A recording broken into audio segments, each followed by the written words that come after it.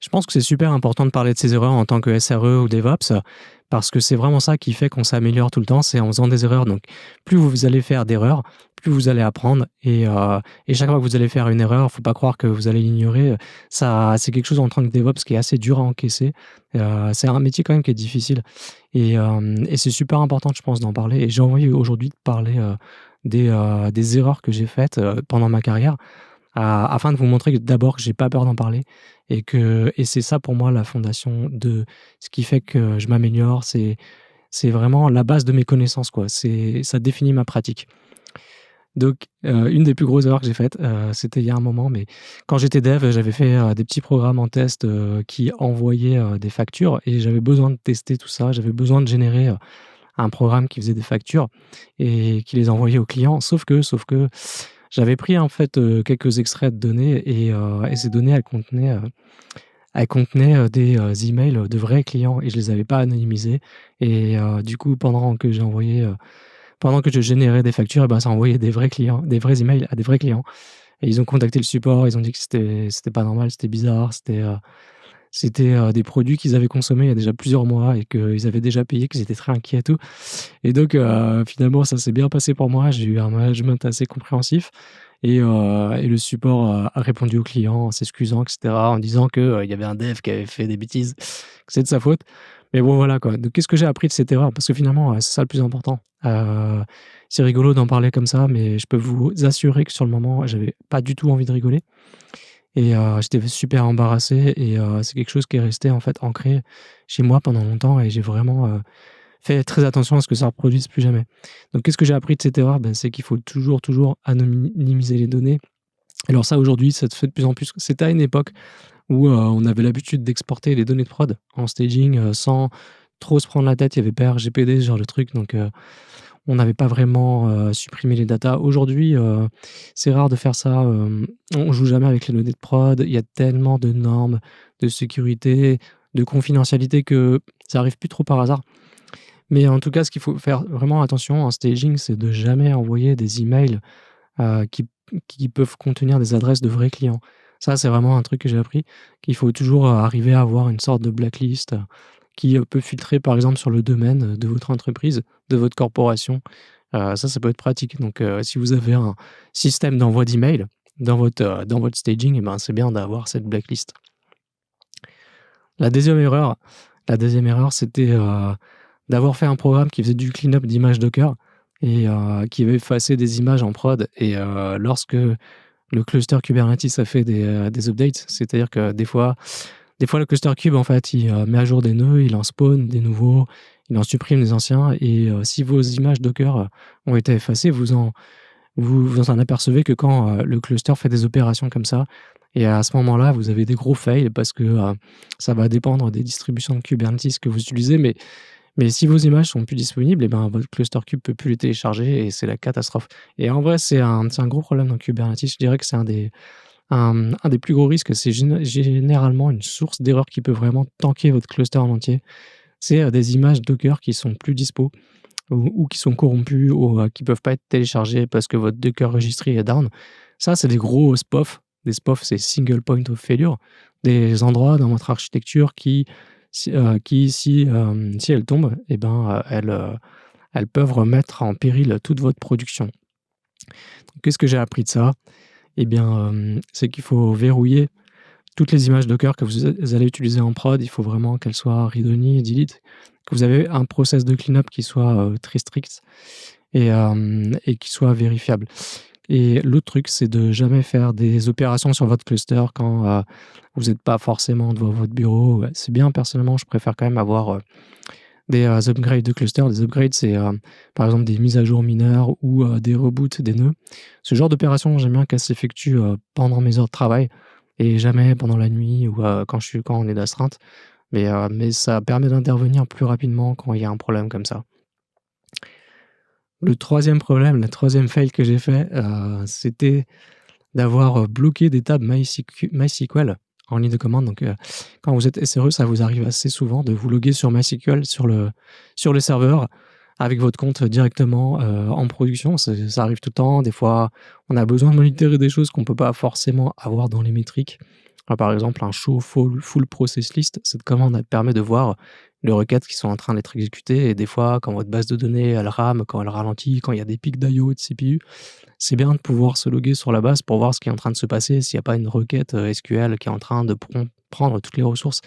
Généralement, le truc le plus courant que je fais, mais aussi souvent ça peut arriver d'avoir besoin de faire des opérations sur les datas parce qu'on peut pas les faire facilement dans le code directement, qu'il y a toujours, ça arrive tout le temps, des petites manipulations de data que vous avez besoin de faire directement en SQL. Ça arrive tout le temps et je sais que c'est pas bien, qu'il faut pas le faire, mais il faut voir un côté pragmatique des choses. C'est ça, ces trucs-là, ça arrive tout le temps quand vous êtes SRE et quand vous faites ça, il faut vraiment faire attention. Donc qu'est-ce qui s'est passé? C'est que quand vous commencez à faire des opérations comme ça, même de read seulement, que vous êtes logué en MySQL, vous commencez une transaction avec Begin, eh bien, un bet select, des fois, si vous ne faites pas attention, ça peut bloquer des tables entières et surtout, alors si vous faites un select for update, mais même des fois, il y a des petites opérations qui ont l'air bénines et qui peuvent verrouiller des tables entières et à ce moment-là, votre backend qui est en train de se connecter à ces tables, eh ben, il peut plus faire d'opérations, il peut plus faire d'update, il peut pas faire de delete, il peut pas faire d'insert et vous avez votre prod qui est complètement tanké, vous avez des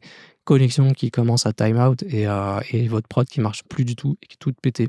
Donc ce qui m'était arrivé, donc qu'est-ce qu'on a fait en post-mortem pour ce problème? Eh bien, on a toujours un slave. Finalement, on a une base de données MySQL qui est en slave et qui peut être utilisée pour les opérations read et c'est toujours cette instance qu'on va utiliser. Celle-ci, elle est pas connectée à la prod et elle impacte pas du tout la prod. Elle est juste répliquée, elle a toutes les datas en temps réel et tout et donc elle a tout ce qu'il faut pour faire du read et il y a aucun impact sur la prod quand on se sert de cette instance. Donc ça, c'est la meilleure solution pour éviter ce genre de problème. Quand on a des patchs à faire, des opérations de write, des opérations qui vont modifier la base de données, à ce moment-là, on va les préparer dans un ticket, on va les expliciter, on va les reviewer avant de l'exécuter. Donc, on va toujours s'assurer qu'un pair va relire les requêtes SQL et on va se connecter uniquement pour les exécuter et on va se log out immédiatement après. Donc, on va se servir de ce compte que en cas de force majeure, quand on n'a vraiment pas le choix. Et on s'est discipliné en tant que SRE pour n'exécuter des commandes sur le master MySQL qu'avec des requêtes qui ont été préparées et revues à l'avance. Et ça, je pense que c'est une bonne pratique d'une façon générale. En vrai, ça va quand même dépendre de la taille de votre organisation, si vous êtes plutôt startup ou si vous êtes une très grosse corporation avec des très grosses bases de données très importantes. Et vous allez peut-être vouloir formaliser les accès encore plus avec des approvals et des connexions qui sont ouvertes pendant quelques minutes. Moi, j'en suis jamais arrivé à ce niveau de rigueur, mais je pense que ça peut être intéressant dans certaines organisations. Ça va dépendre de la criticité des données et du niveau de confidentialité, quoi. Alors l'autre erreur qui m'est arrivée, mais celle-ci elle est pas entièrement de ma faute, mais ce qui s'est passé un jour, c'est que j'ai fait un load en prod, il y a une nouvelle version, du back-end qui a été loadée et quelques heures après, cette version a contenait un bug et on s'est aperçu qu'elle avait, reset à zéro toutes les valeurs d'une colonne du table MySQL et donc les clients commencent à nous contacter en support en disant qu'ils ont des features qui marchent plus, que le système se comporte plus comme ils ont l'habitude et donc, qu'est-ce qui s'est passé? Eh ben, il a fallu en fait, restore, les datas, d'origine et donc, qu'est-ce qu'on fait à ce moment-là? Eh ben, c'est la galère, il faut se débrouiller et donc, qu'est-ce que j'ai fait à ce moment-là? J'ai restore un backup de la base MySQL et ce qui est bien dans Azure, c'est qu'on peut, choisir un point dans le temps, dans le passé, pour restaurer, le contenu de la base de données tel qu'il était exactement à l'heure spécifiée et ça, par contre, ça peut prendre quand même entre, 40 et 45 minutes. Ça va dépendre de la taille de votre base et nous, c'était pas une grosse base. Donc, c'est sympa, ça marche bien, mais il faut vraiment vérifier de voir combien de temps ça va prendre et quand vous êtes en urgence, bah, ça peut vraiment être compliqué. Donc oui, j'ai restaure la base, j'ai fait une copie de la table et j'ai réussi à générer un script SQL qui a restauré toutes les valeurs, qu'il y avait dans la table et tout ce qui a été modifié malheureusement et ben, ça a pas pu être pris en compte et il a restauré toutes les valeurs qu'il y avait initialement et à part celles qui ont été modifiées entre-temps parce qu'on avait, l'info de date de modification des données dans la table. Donc il a fallu que je merge ça et ça doit se faire en urgence et quand vous êtes SRE, bah, ce que je disais dans un autre podcast, c'est que, si vous savez développer, si vous savez faire des scripts en urgence comme ça et ben, vos compétences là vont vraiment être, très utiles. Vous allez être capable d'intervenir, de remettre la prod, sur pied assez vite. Donc alors évidemment, ça doit jamais arriver, mais la réalité, c'est que c'est ce genre de truc, ça arrive tout le temps. C'est ça la réalité, en fait, du terrain Donc des bugs comme ça peut arriver. Donc le post-mortem de ça, à vrai dire là-dedans, on a plutôt bien géré. On avait déjà tout ce qu'il fallait en place, mais je lui dirais si ça vous est pas déjà arrivé, ce que je vous conseille vraiment de mettre en place, c'est de vérifier que vous avez un backup, avec un restore, point in time de votre base de données. C'est-à-dire vous êtes capable de restaurer l'état de votre base de données avec un point, dans le temps précis, dans un point du temps précis dans le passé. Ça c'est super pratique. C'est une feature que j'ai utilisée des centaines de fois qui m'a sauvé la vie. Alors, le défaut de cette feature, c'est que ça vous donne un peu confiance en vous en tant que DevOps ou en tant que dev et donc vous savez que vous pouvez prendre pas mal de risques parce que vous avez toujours cette capacité de pouvoir restore les datas et donc il faut quand même pas non plus, exagérer mais je dirais, c'est quand même un gros confort et ça peut sauver des vies donc regardez cette feature dans votre base de données si vous l'avez pas. Ça va dépendre en fait de la distribution de votre base de données que vous utilisez mais être capable de restaurer les données, dans le passé, pour moi, c'est devenu fondamental et je sais plus comment vivre sans cette feature. C'est vraiment super utile. Alors pourquoi j'ai parlé de ces erreurs? Pourquoi j'ai parlé de mes erreurs comme ça ouvertement, publiquement, sur YouTube et tout? C'est pas forcément facile de dire tout ça, je préfère rappeler que quand ça m'est arrivé tous ces trucs, c'était assez painful. C'était vraiment dur. C'est des moments où j'ai galéré, où j'ai assez souffert. Et là, je prends du recul, en fait, j'en rigole, et avec le temps, j'ai bien digéré tout ça. Mais je pense que ce qui est important de savoir en tant que DevOps, c'est que votre métier, il est difficile. Vous allez avoir ce genre de problème en prod tout le temps et ça, il faut le savoir.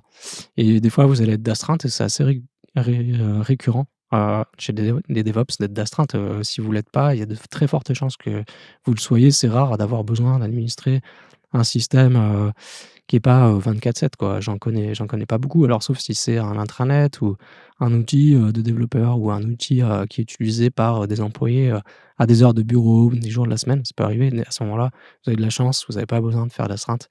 Mais c'est un métier qui va être stressant, vous devez être capable de gérer des situations comme ça et il faut pas avoir honte, de s'être trompé et le truc, DevOps en fait, c'est que c'est un métier qui peut être assez ingrat parce que du point de vue du management finalement, ce qui peut se passer de mieux pour vous, c'est que, il y a rien qui se passe en prod. C'est-à-dire que la prod marche bien. Donc quand vous faites bien votre taf et ben, la prod marche bien, il y a aucun problème mais ce que voit pas forcément le management, c'est que vous avez dû travailler dur pour ça. Vous avez dû, faire des efforts pour que ça marche et que vous êtes pas en train de vous rouler les pouces et que la management va ne voir que les problèmes en prod qui vont être remontés par les clients et donc c'est situation finalement assez fragile. Les DevOps sont, des gens assez fragiles dans une organisation parce que, ce qui peut leur arriver de mieux, c'est que rien ne leur arrive du tout. Donc en vrai, c'est pareil dans pas mal de métiers comme la cybersécurité, c'est des métiers qui sont fragiles par nature et donc c'est important de le savoir. Et donc quand vous avez des erreurs comme ça, quand vous avez eu des problèmes en prod, il faut surtout pas chercher à savoir qui est coupable, à mettre des noms sur les responsables et ça crée des relations ultra toxiques et il faut surtout pas faire ça, jamais, jamais et je pense que ce qui est super important aussi, c'est d'être solidaire dans votre équipe et vos collègues, vous devez toujours, les aider quand ils vont avoir des galères en prod, quand ils sont on call, quand ils sont astreintes et du moins, quand il se passe un truc en prod et que c'est pas forcément votre tour de réagir et cetera, il faut toujours, ne pas hésiter en fait à assister vos collègues. Il faut être ultra solidaire, c'est super important. Parce que si vous les aidez, si vous êtes proactif pour les aider quand ils ont des galères, eux vous aideront aussi en retour. Et dans ces moments difficiles, il faut toujours être plusieurs si vous pouvez. Quand vous êtes tout seul d'astreinte, vous n'avez pas le choix, mais si vous avez le choix d'être avec quelqu'un, n'hésitez pas en fait à travailler en pair. Ça va vous permettre, d'avoir quelqu'un qui va vérifier ce que vous faites, qui va avoir un deuxième regard et surtout dans ces situations d'urgence et ben, on peut faire, des catastrophes assez vite, et d'avoir une deuxième personne ou même troisième pourquoi pas, ben, c'est, je dirais presque indispensable. Donc ce qui est super important je pense dans ces métiers, et ce qu'on dit jamais en fait, on évalue énormément, on donne beaucoup d'importance aux compétences techniques, mais on donne très peu d'importance finalement à la communication, à l'entraide, à la collaboration. Pour moi, c'est des valeurs qui sont au moins aussi importantes que les compétences techniques, dans ces métiers en tout cas de DevOps, où il y a, finalement cette adrénaline, cette pression de la prod permanente.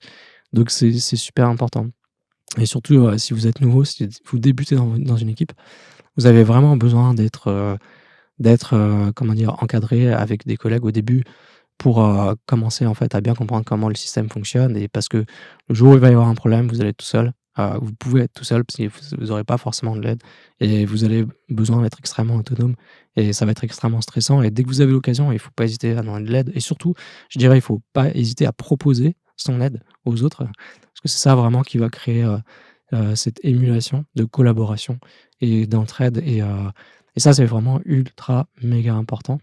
Donc faire des erreurs et ben, ça arrive, c'est comme ça et quand vous êtes manager, si vous êtes lead, d'une équipe DevOps, il faut vraiment pas chercher en fait à blâmer ou à savoir qui est responsable, ça je l'ai déjà dit, mais ça, c'est vraiment fondamental en fait, quand vous faites du lead. Il va falloir plutôt, chercher, à étudier pourquoi ça s'est produit, comment est-ce qu'on peut faire pour que ça se reproduise pas. Donc des post-mortem après des incidents comme ça, c'est comme ça en fait que vous allez progresser donc le c'est finalement, cette stack, cette loupe plutôt de monitorer la prod, d'envoyer des alertes, créer des incidents, de résoudre les incidents, d'ouvrir des bugs au dev, de résoudre les bugs, de le reloader. Cette loupe-là, d'apprentissage, de fixe et ben, c'est ça qui va rendre vos systèmes de plus en plus robustes et c'est vraiment en fait, c'est les erreurs qui vous font progresser et si vous, refusez de les admettre, si vous faites rien en fait pour que ça se reproduise pas, vous allez pas progresser. C'est vraiment, cette loupe, infinie qui fait que votre système devient de plus en plus résilient, de plus en plus robuste et quoi que vous fassiez de toute façon des erreurs, il y en aurait toujours, rien à faire, c'est comme ça et c'est la vie. On fait des systèmes qui sont, extrêmement distribués ils peuvent fail, ils peuvent crasher quand vous designez des archis, ben, il faut vraiment, imaginer que tout peut casser, tout peut, crasher et il faut faire des systèmes qui soient capables d'être résilients, qui supposent que rien n'est parfait, tout peut échouer, et c'est dans cette mentalité qu'il faut travailler et c'est ça qui va faire que vous avez un système, super fiable. Allez, j'espère que ça vous a plu, à bientôt, ciao.